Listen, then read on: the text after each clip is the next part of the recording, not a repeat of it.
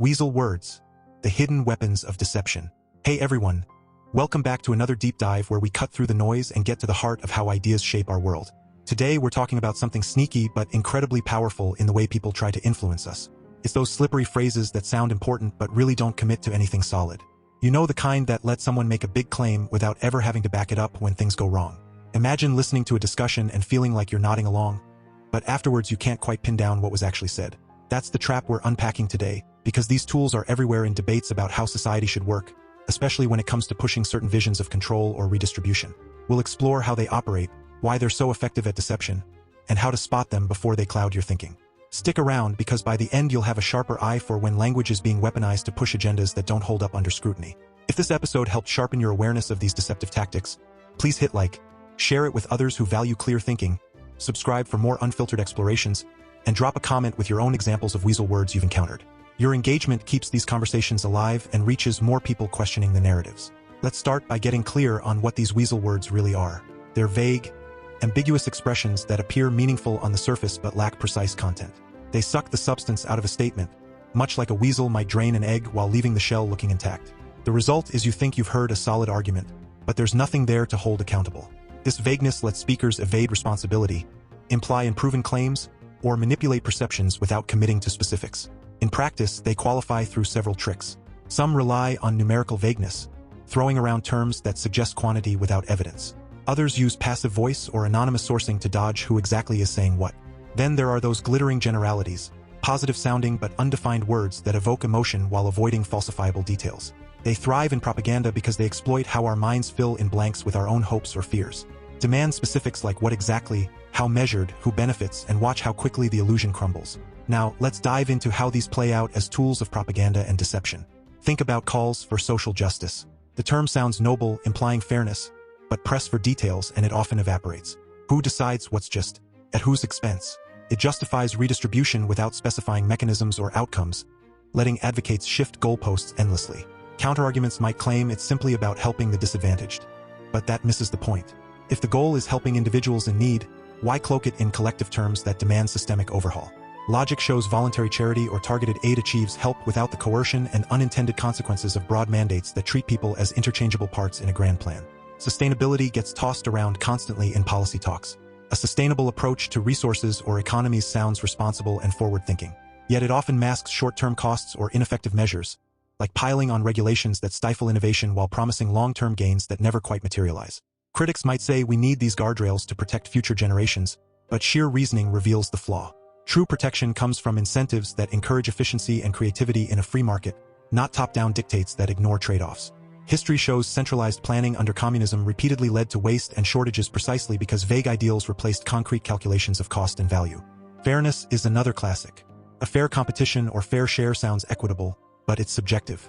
One person's fair is another's rigged outcome. In trade or resource debates, it moralizes positions without clear metrics. Opponents of scrutiny might argue fairness corrects imbalances, yet logic dismantles this.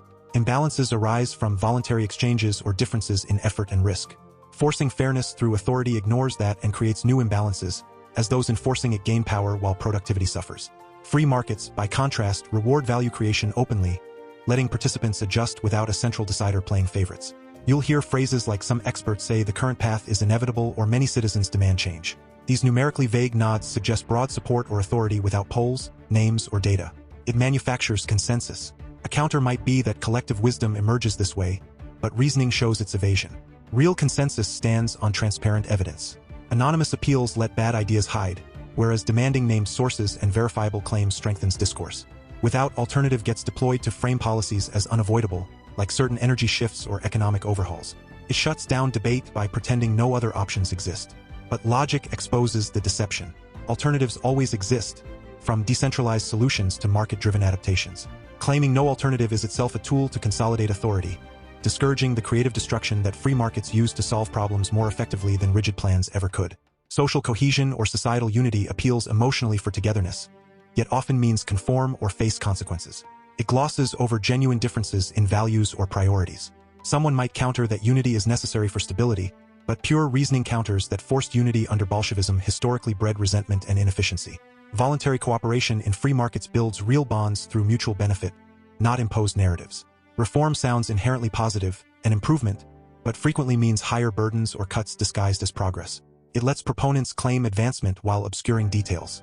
The counter that reforms address flaws falls apart because genuine improvement specifies metrics and tests outcomes, not vague promises that expand control. Equality pushes for more of it, ignoring equal in what respect, opportunity versus outcome. This one drains meaning fast. Advocates for outcome equality under Marxist frameworks argue it levels the field, but logic reveals the destruction. Outcomes differ by choice, talent, and luck. Forcing sameness requires constant intervention that punishes success and subsidizes failure, eroding the incentives that drive prosperity in free markets. Opportunity equality, by protecting individual rights, lets people rise or fall on merit without the envy-fueled coercion. Freedom gets invoked in defense of various causes, often meaning freedom for certain groups from specific constraints, redefined to fit ideologies. It sounds universally good but twists easily. Counterclaims that true freedom needs collective safeguards ignore that authentic freedom is absence of initiated force, best preserved when authority is limited, not expanded under guise of protection. It is assumed or it is thought introduces passive hedging with no accountability. This policy is thought to help, they say. Yet without evidence, it's empty. Reasoning demands testing assumptions against reality, something centralized systems resist because failure threatens the narrative. Helps is wonderfully vague. This measure helps with inequality or this product helps against problems. Minimal or placebo effects hide behind it. Marketing and policy both love it because it promises without guaranteeing. Skeptics pointing out lack of proof get dismissed, but logic insists on measurable results or the claim dissolves. Up to creates false maxima. Save up to a certain percent or reduce emissions up to a target. Rarely achieved yet implies common success. Deceptive because it sets expectations high while delivering low. Free market competition drives real efficiencies without such hype. Virtually or practically almost delivers but not quite. Virtually clean or practically effective hides the gaps. It deceives by proximity to success. Counterarguments that partial wins matter fail when the gaps accumulate into systemic failures, as seen when authority-oriented planning promises perfection but delivers mediocrity. One can say softens controversial points, letting speakers distance themselves. It is often or frequently exaggerates trends imprecisely, could or can turn speculation into near fact. These hedges abound in discussions of economic boosts or social programs. They sound cautious but function as sales pitches. Rigorous reasoning requires replacing them with probabilities and evidence. Without that, they're tools for plausible deniability. Scientists believe or experts suggest cherry-picks consensus. It is proven without showing the proof. For the common good justifies coercion, with common rarely defined. Resilience builds buzzword strength after crises. Transformation implies necessary radical change without cost-benefit details. Inclusive or diverse sounds welcoming but can prioritize metrics over competence or viewpoint variety, excluding dissent. Critics say dismisses opponents anonymously. Democratic decision-making can mask manipulated processes or majority overreach. Security trades liberties for undefined protections.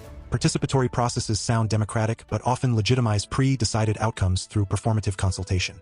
All these weave through propaganda by sounding authoritative while avoiding substance. In visions tied to Marxism, they obscure how centralized control stifles individual initiative. Under communism, similar vagueness hid the failures of collective ownership, where promises of plenty met reality of queues and shortages. Free markets, driven by clear property rights and voluntary exchange, need no such linguistic tricks because results speak through prices and innovation. Counterarguments often claim these words are just rhetorical flourishes or that demanding precision is pedantic. But sheer logic destroys this. Language shapes thought. Vague terms lead to vague policies with real harms, like misallocated resources or eroded freedoms. Precision fosters accountability. If a policy truly works, detail its mechanisms. If not, the Weasel words reveal the weakness. Authority-oriented approaches might argue strong guidance prevents chaos, yet history and economics show spontaneous orders in free markets coordinate vastly more complex needs without a central brain. Attempts to impose visions from above consistently underestimate knowledge problems, where no planner holds all dispersed information that individuals use daily. Another counter might be that in crises these terms unify action.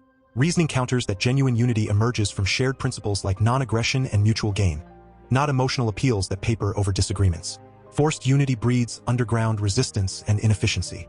Consider how these words manufacture emotional buy-in. Progress or societal advancement evokes forward motion without defining direction, often toward more state involvement. The deception lies in assuming any change labeled progressive is inherently better. Logic demands evaluating direction by outcomes, individual flourishing, and sustainability without coercion. Free markets deliver this through trial and error, adapting faster than any authority can. In analysis, the core theme is erosion of clear thinking. When language detaches from reality, decisions detach too. This enables deception on grand scales, where good intentions pave roads to dependency and control. Themes of individual responsibility versus collective mandates run through it. Self-reliance, as basic principles like if one doesn't work neither should one eat suggest, builds character and prosperity. Vague ideals undermine that by shifting burdens collectively. Drawing from clear observations across time, one sees the pattern. Empty phrases like defending the people or building a better society have justified immense suffering when unmoored from specifics. The remedy is insisting on concrete language. Define terms, measure claims, test against voluntary cooperation versus force. Ultimately, recognizing these tools empowers clearer choices. In your own thinking and discussions, challenge the vague. Favor systems that reward value creation openly in free markets over those hiding behind linguistic fog. It leads to more honest interactions and better outcomes for everyone pursuing their own paths without stepping on others. Thanks for joining me on this exploration. If it sharpened your radar for slippery language, reflect on it in daily news or debates. Keep questioning, keep reasoning, and we'll catch more of these episodes soon. Take care. Stay free.